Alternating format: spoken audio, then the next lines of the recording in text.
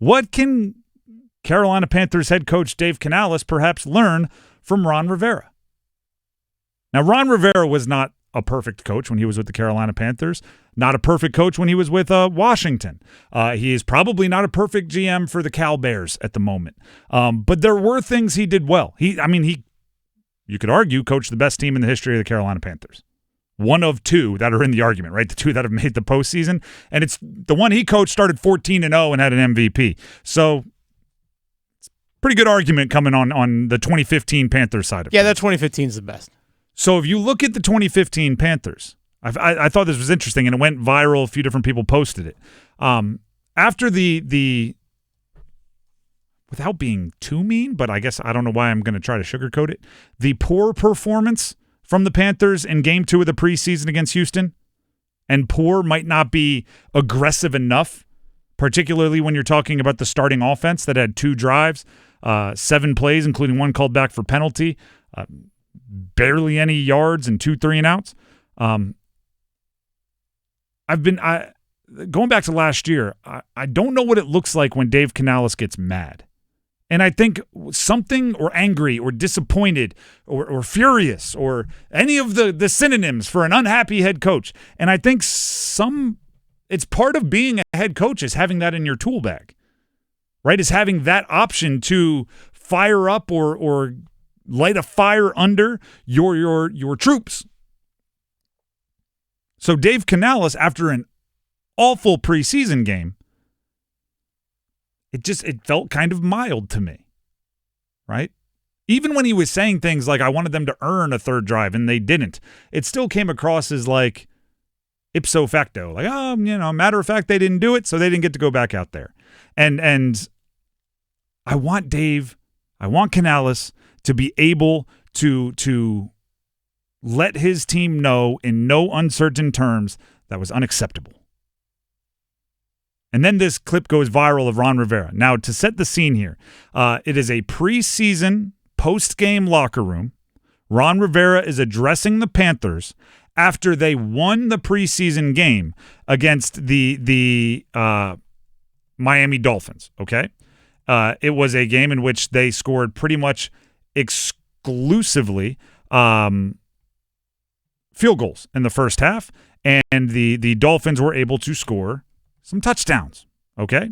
So, without further ado, this is the post-game locker room after a preseason win from Ron Rivera in the preseason of what ended up being the best team in Carolina Panthers history.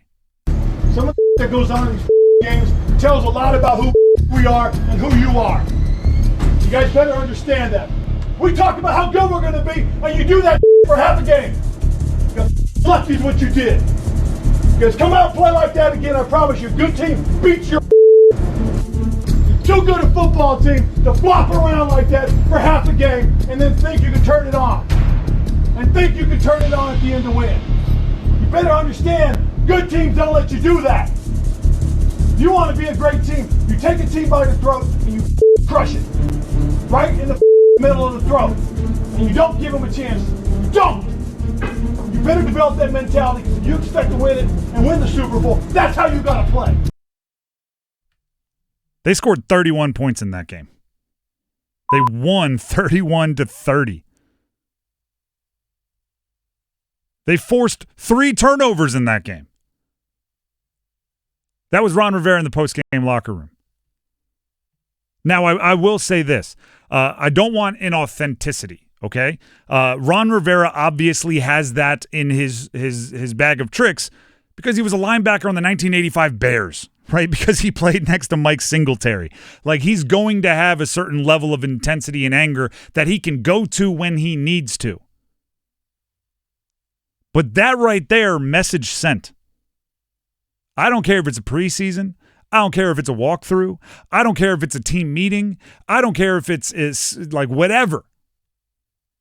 If the Carolina Panthers, an NFL team, are strapping up their chin straps and going through the motions, you better do so at a high level or else it's unacceptable. Like He was talking about stepping on their throat and then gave more specific instructions right in the middle of the throat. Like he doesn't want you to land a glancing blow. He wants you aiming for the jugular. I kind of hope Miami was in like the locker room next door and could hear him, and they're just like, whoa, buddy, preseason, relax. But that is, I think, something that Canales needs to work on. When the offense plays as bad as it did, if you're not going to send him out for the third period, or for the third drive, excuse me, definitely not the third quarter, but if you're not going to send him out for the third drive, let him wear it a bit, right? Let him stew in it. Give him the business. Because it sets the tone, right? And I know what everybody is saying, right? There's a bunch of different leadership styles, and I agree. And you know, there's more than one way to skin a cat and everything else, right? You don't have to be the linebacker from the 1985 Bears. I completely agree. But part of football is it's fast paced, right? You had to be able to communicate your point in 30 seconds or less. 30 seconds or less. Right, it's not a true corporate environment, right? Which is why, and I do it, but it's why it's not usually the best analogy to relate an in-game football or sports experience to what you're doing in like a corporate office. Because in a corporate office, you can call someone into the conference room, you can sit down, you can give them like 3 compliments before you criticize. Love what you're doing. You're working hard. You're showing up. You're working with the team well. You know, I noticed what you did on that end of the year project. You crushed it. Now, having said all that, there's a few things that I think we can work on.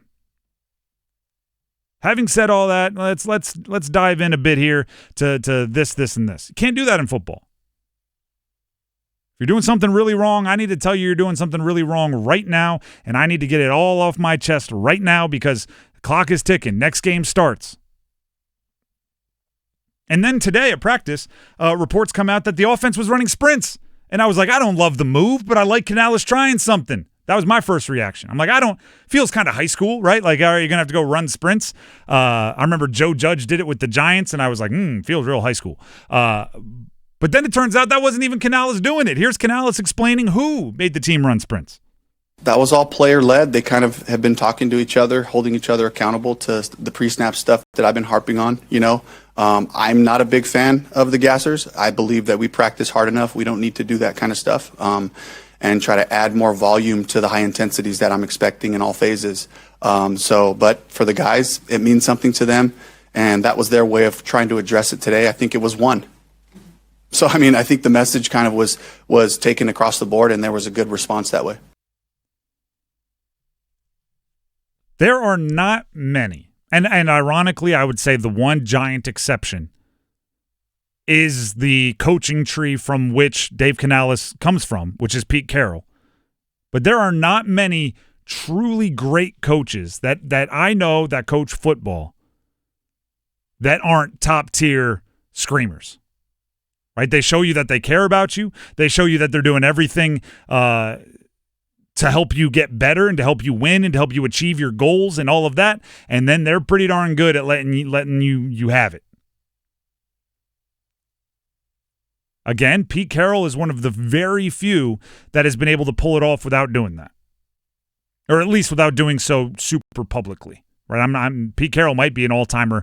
You know how people say like Belichick is funny in the team room? Mm-hmm. Maybe Pete Carroll is just a mean old dude. As soon as the cameras get away, cameras show up, he's like, watch the 70-year-old that likes to wrestle. But maybe that's true. But it is something that I'm starting to – I didn't think it was a big deal at first, but I'm starting to feel the absence of it in the room, that Canales is never really mad. And the Panthers have done a lot that should make the head coach really mad. Oh, yeah, for sure. I will say this, though, that He even said that, "Hey, I think I maybe fired the guys up a little bit too much because practice got chippy today." And he said, I think that really extended from the team meeting before practice. So maybe he did that in a way that he think obviously his players reacted to in some way, shape, or form. I will say this as a former coach, when I was coaching college lacrosse, is that if you want to light a fire, you have to be selective with it, because if you're constantly yelling, then you're just noise. And no one's going to respond to that. It's like, oh, well, he's just, there goes yelling again. It has to be selective if you're going to really push that button. I think Canales is still, as a young coach, is still trying to figure out what's the best time to push that button. And that just comes with years of doing it. I completely agree that you can't. One of the stories, and I forget who told it. Oh no, it was on Hard Knocks. It was McDermott telling the story. McDermott, the head coach of the Bills, said in high school, before like his first game of the junior season or something, an assistant coach came running into the locker room and was like, "I'm so fired up," and picked up a chair and threw it through the window. And he's like, and we ran out there hair on fire, ready to roll. Next week we started flat. He didn't throw a chair through the window. It was like, we got to one up that, right? If you want us to be jacked. So I do completely agree. You can't use it all the time. But there are a few moments a season where you do have to. You have to have, like I said, that club in your bag, right? You can't hit a driver on every hole, right? If you're walking up there on a 140-yard par 3 and you're like, let the big dog eat, give me old Big Bertha, and you're swinging as hard as you can, it doesn't work. But you're not going to be a great golfer if you can't hit the driver occasionally. And Ron Rivera, right there, pulled out the driver, striped it down the middle, set the tone in the preseason. They didn't lose again. So week 15. Yeah, it took a few months. Like, literally. That's a big deal. That's a huge deal. I almost want to see, like, because, by the way, first time it won't go great. I've told this story too. Second high school football story, where my high school coach was trying to get us fired up. We played in Berlin, Maryland, and it was colloquially kind of in the streets known as Bucktown. Okay. So big fire him up speech before a game. And he tried to finish it with, now let's go give them a good old-fashioned Bucktown butt kicking. Okay? Little bit of a tongue twister there. And he fired us up.